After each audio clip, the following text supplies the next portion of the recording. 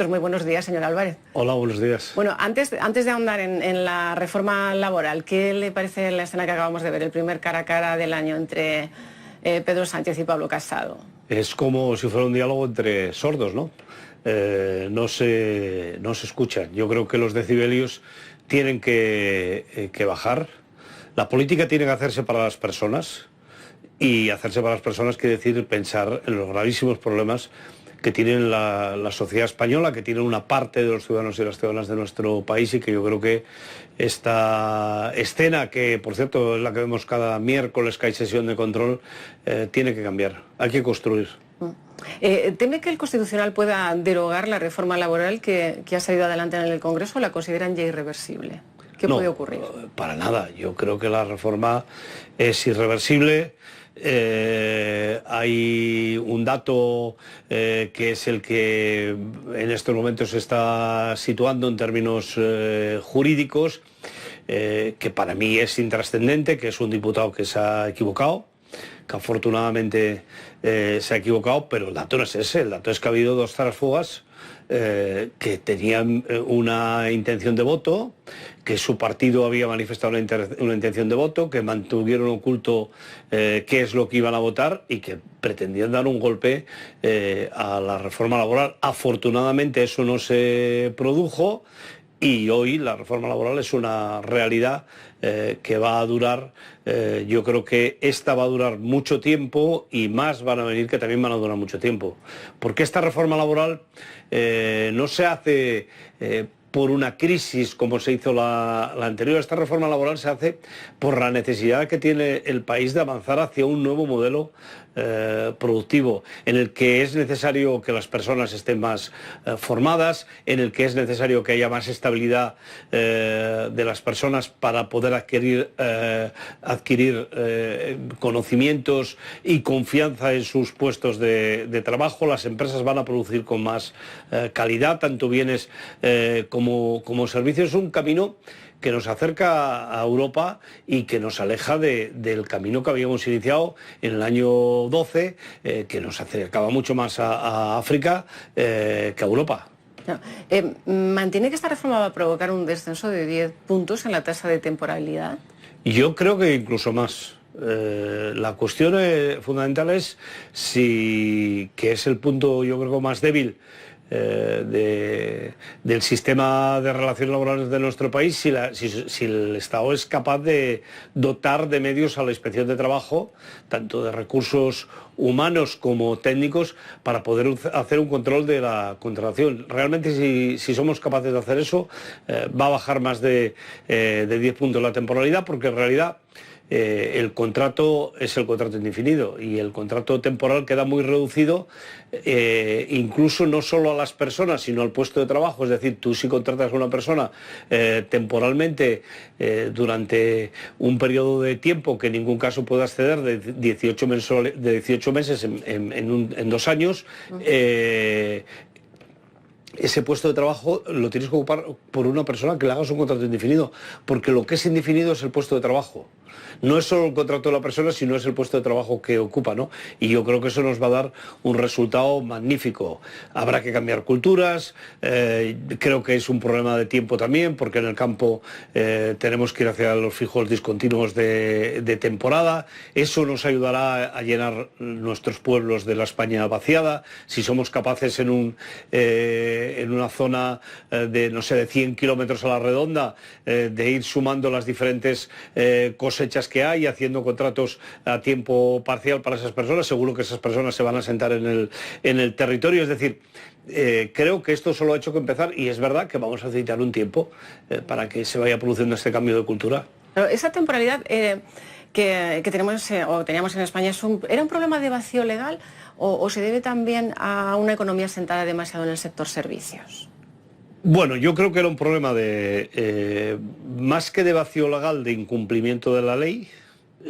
La legislación anterior no permitía tanta temporalidad, pero en el fondo nadie se ha preocupado de que se cumpliera la ley. Y por otra parte, de sistema productivo.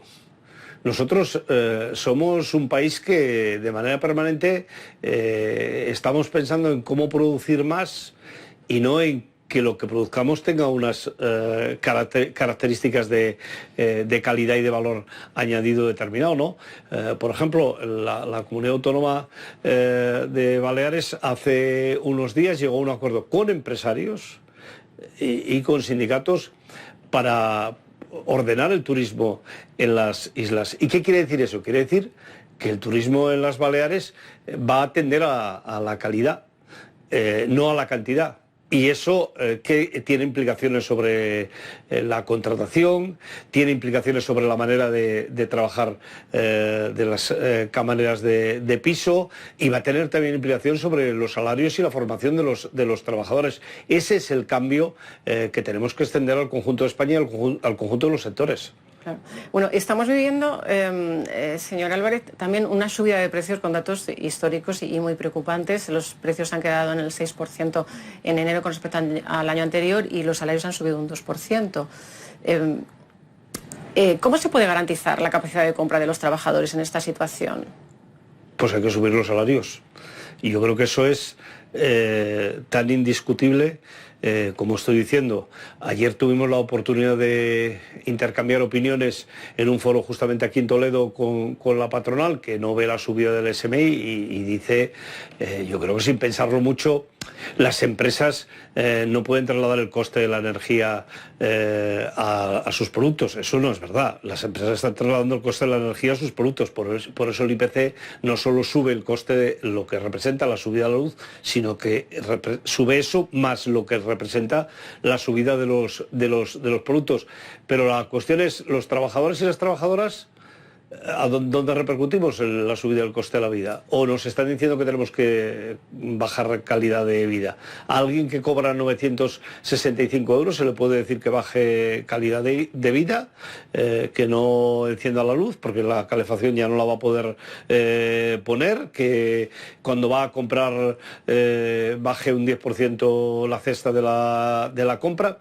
Nosotros tenemos que repercutir sobre los salarios, que es el lugar donde podemos, el único lugar donde podemos, la carestía de la vida. Y por otra parte, en España los salarios son bajos. Y yo no me voy a hartar de decirlo. Yo soy vicepresidente de la Confederación Europea de Sindicatos. Hay un debate en Europa en relación con los salarios, porque todos los países de la Unión Europea piensan que la salida de esta situación de crisis pasa por subir los salarios. Pero es que en el caso de España es un escándalo. La propia Unión Europea, en las cuestiones que a España la ha obligado a cambiar para recibir los fondos de reconstrucción, le dice que tiene que tocar la negociación colectiva porque los salarios en España llevan congelados desde el año 2008 y eso requiere, por tanto, que vayamos a un año 2022 donde haya una subida de salarios que tenga en cuenta la subida de los precios, pero que tenga en cuenta también que nuestro país, si en la división en la que quiere jugar, tiene que tener otros salarios y otras condiciones de trabajo. Pero habría que llegar a un gran pacto sobre salarios.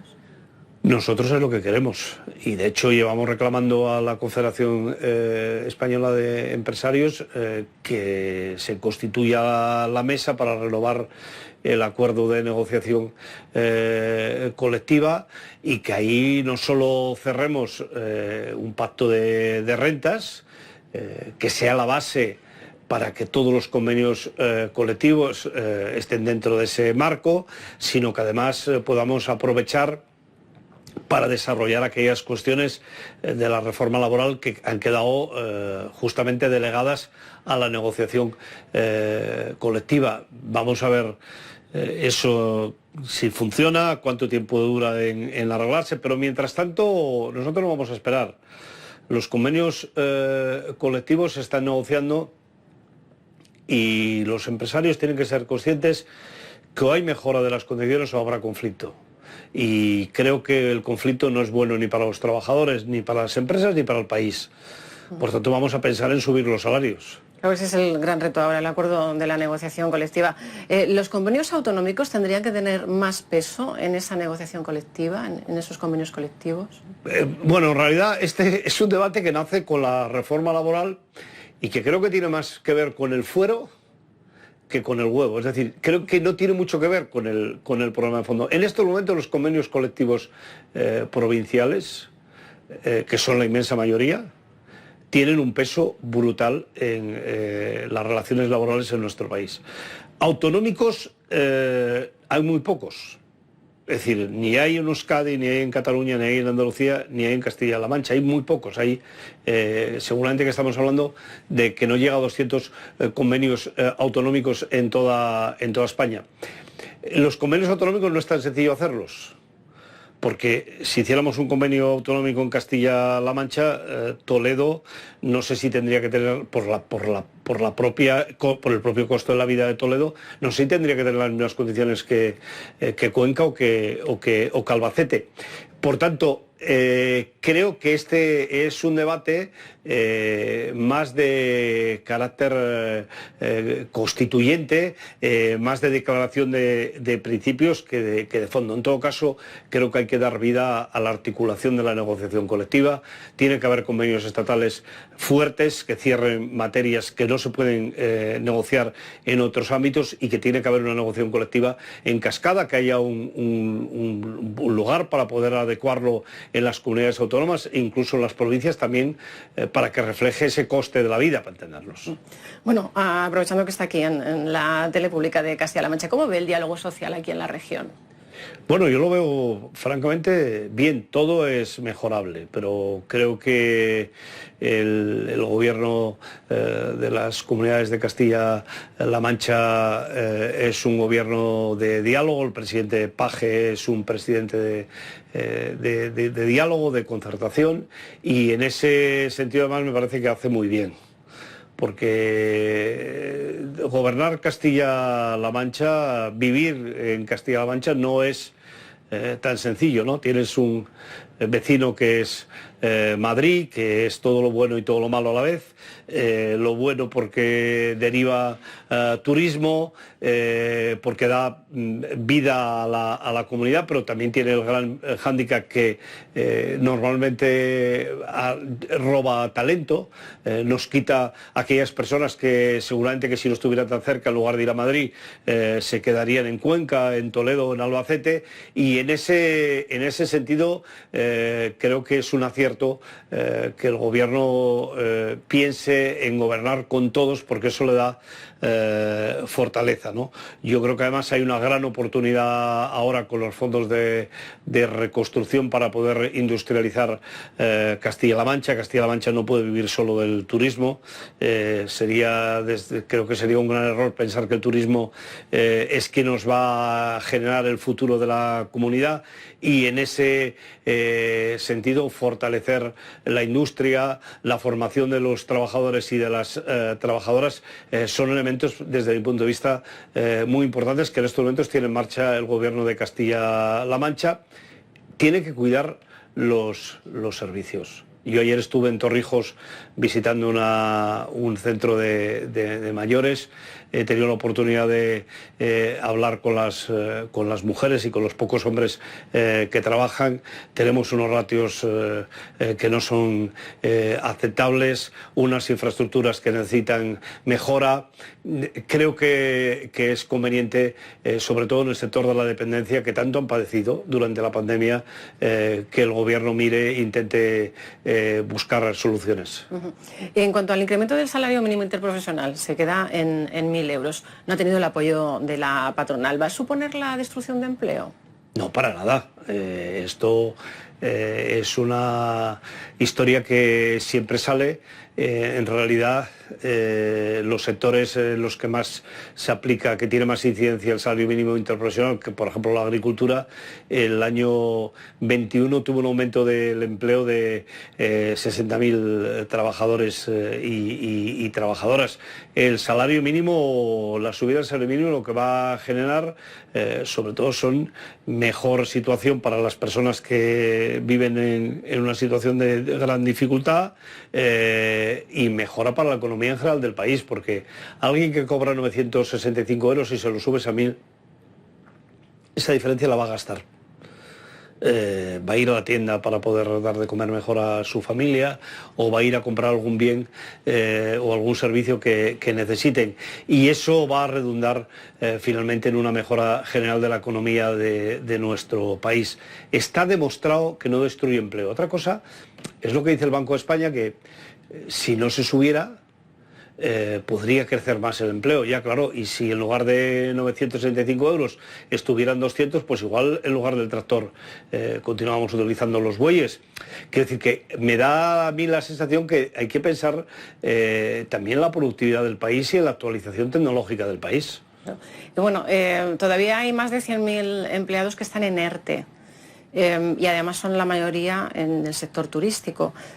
¿Habría que prorrogarlos hasta el verano o ya es momento de acabar con esta situación excepcional? Yo creo que hay que prorrogarlos porque los trabajadores fijos discontinuos necesitan que no sea 2 meses antes de que empiece la temporada en la mayoría de los sitios donde trabajan la caída de los ERTEs, de este plan específico, y tenemos que ir pensando en que hay algún sector que está en ERTE que definitivamente hay que ver la viabilidad. Sobre todo me estoy refiriendo a las agencias de viajes. Las agencias de viaje ya tenían dificultades antes de la pandemia, porque hoy todos utilizamos mucho más directamente Internet, se va menos a la agencia de viajes, y por tanto yo creo que aquí, más que pensar en desenchufar el ERTE, lo que hay que pensar es enchufar una solución que dé perspectiva y futuro a estas trabajadoras y trabajadores que están en ERTE.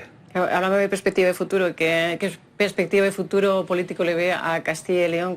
¿Qué salida ve a esta situación de gobernabilidad? ¿Cómo ve la posibilidad de entrada de Vox en el Parlamento Autonómico de Castilla y León? Pues la verdad es que a mí me parecería un paso hacia atrás absolutamente lamentable.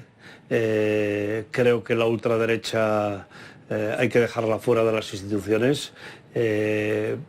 Perder derechos, sobre todo que tienen que ver con la igualdad, contra el maltrato, para que las personas muestren su sexualidad como quieran. Todas estas, o lo que tiene que ver con la migración, ahora ya no la migración de primera generación, es igual, ya si has nacido aquí, si tus padres han nacido en otro sitio, tus abuelos en otro sitio, parece que no tienes derecho a la nacionalidad, no sé hasta dónde van a llevar la pureza de la raza estos energúmenos. En realidad eso tiene nombre, el fascismo.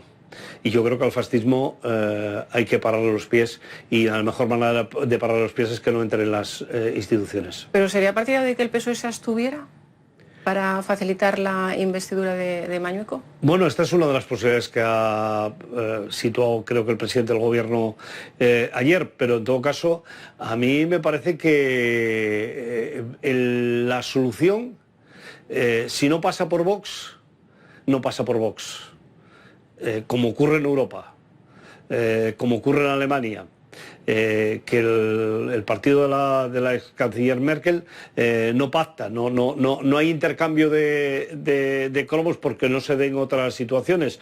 En todo caso, el señor Mañueco disolvió las Cortes de Castilla y León sin demasiada necesidad. Eso es una cosa evidente, le salió mal la jugada y ahora tiene que responder a esa jugada que le salió mal. Claro. Bueno, en los últimos años ha habido una profunda reestructuración en el sector bancario, y esto ha afectado sobre todo a los servicios en los pueblos pequeños en esta materia, en desatención, en pérdida de cajeros, como denuncian sobre todo también la atención a personas mayores. ¿Cree que la solución habría sido una ley que regulara la relación de la banca como servicio público? Bueno, yo creo que esa no hubiera sido, es la solución. El gobierno tiene que dejarse de parches voluntaristas de las entidades financieras. Hoy los servicios financieros no son una opción, son una obligación. Yo no puedo vivir sin tener una cuenta corriente. Usted no puede hacer su vida sin tener una cuenta corriente. Por tanto, eso quiere decir que el Estado, si me obliga a utilizar un servicio, me tiene que garantizar que ese servicio, aunque sea prestado por el sector privado o por el sector público, tengo que tener unos mínimos garantizados. Y eso es lo que no se ha hecho, y eso es lo que nos ha llevado hoy a ver qué es lo que ocurre con los clientes, ayer a ver qué ha pasado con los decenas de miles, creo que en torno a 60.000 en los últimos 4 años, trabajadores de la banca que fueron expulsados en ERES sin demasiadas razones, y hoy son los paganos de esta situación, efectivamente, las personas que utilizan los cajeros en los pueblos que no hay, o en las ciudades que hay grandes colas, porque no solo pasa en los pueblos, en las ciudades hay grandes colas porque hay muchas menos entidades financieras y porque la atención personal prácticamente ha quedado a cero, pero también de los propios empleados que viven una situación insoportable, porque finalmente yo cuando voy a la entidad financiera, al que veo allí no es al presidente a la presidenta del Banco Santander, del BBVA o de CaixaBank. A quien veo allí es a aquel trabajador o aquella trabajadora y muchas veces injustamente se descarga contra ellos la ira por no tener la atención adecuada. En ese sentido, los trabajadores de las entidades financieras pues se van a movilizar también, justamente porque quieren tener más medios, más recursos para poder atender a las personas de una manera correcta. Claro. Ya para terminar, le voy a plantear esta cuestión que se ha puesto sobre la mesa en Bélgica ahora, una semana de 4 jornadas laborales y tres libranzas. ¿Cómo la ve? ¿Cree que se podría implantar aquí en España? A mí, en realidad, lo que me interesaría es la solución que planteamos nosotros, que es los 4 días de trabajo con 32 horas semanales. La versión belga es aumentar la jornada y dividir los 5 días por 4. Bueno, eso se puede hacer hoy. No hay ninguna imposibilidad legal por pacto de acuerdo de convenio colectivo en poder desarrollarlo. Es verdad que si hay una ley estatal, que es lo que deduzco que van a hacer en Bélgica, pues lo va a facilitar más. Es una manera de organizar el trabajo, pues seguramente dando más tiempo libre de manera más continuada. Pero en todo caso el mundo tiene que avanzar hacia la reducción del tiempo de trabajo. Hoy construir un coche cuesta 30 veces menos que costaba hace 15 años y eso no se ha traducido a una reducción del tiempo de trabajo y por tanto para trabajar todos tenemos que trabajar menos. Pues Pepe Álvarez, secretario general de UGT, muchísimas gracias por estar aquí en Castilla-La Mancha Despierta, ha sido un placer. Muchísimas gracias, buenos días.